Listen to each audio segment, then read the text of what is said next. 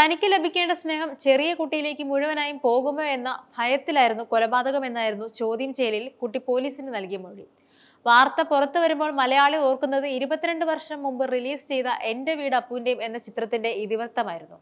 ജയറാമും മകൻ കാളിദാസ് ജയറാമും ജ്യോതിർമയും പ്രധാന വേഷത്തിലെത്തിയ ചിത്രം മലയാളികൾ അത്ര പെട്ടെന്നൊന്നും മറന്നു കാണില്ല. സമാനമാണ് കണ്ണൂരിലെ കൊലപാതകവും. പിതാവ് മരിച്ചു, മാതാവ് ഉപേക്ഷിച്ചു പോയി, കൂടെയുള്ളത് ബന്ധുക്കളായ ദമ്പതിമാര് മാത്രം. സ്വന്തം മക്കളെ പോലും വളർത്തുന്നതിനിടെയാണ് ഇവർക്കിടയിൽ കുട്ടി വളരുന്നത്. തന്നോടുള്ള സ്നേഹം മുഴുവനായും കുട്ടിയിലേക്ക് പോകുമോ എന്ന ഭയം പെൺകുട്ടിയെ കുറ്റകൃത്യത്തിലേക്ക് നയിക്കുകയായിരുന്നു. കഴിഞ്ഞ ദിവസം രാത്രി 11 മണിയോടെയാണ് 4 മാസം മാത്രം പ്രായമായ കുട്ടിയെ കാണാതാകുന്നത്. അച്ഛനും അമ്മയ്ക്കുമൊപ്പം പാപ്പിനിശ്ശേരിയിലെ പാറക്കലിലെ വാടക വീട്ടിൽ ഉറങ്ങിക്കിടക്കുകയായിരുന്നു കുഞ്ഞ്. ഇവർക്ക് പുറമെ അച്ഛന്റെ സഹോദരങ്ങളുടെ മക്കളും കൂടെ ഉണ്ടായിരുന്നു. ഏറെ നേരത്തെ അന്വേഷണത്തിലൊടുവിലാണ് കുട്ടിയെ സമീപത്തെ കിണറ്റിൽ നിന്നും കണ്ടെത്തിയത്. തുടർന്ന് നടത്തിയ അന്വേഷണത്തിലാണ് ബന്ധുവായ 12 വയസ്സുകാരി പെൺകുട്ടിയാണ് പ്രതിയെന്ന് കണ്ടെത്തിയത്.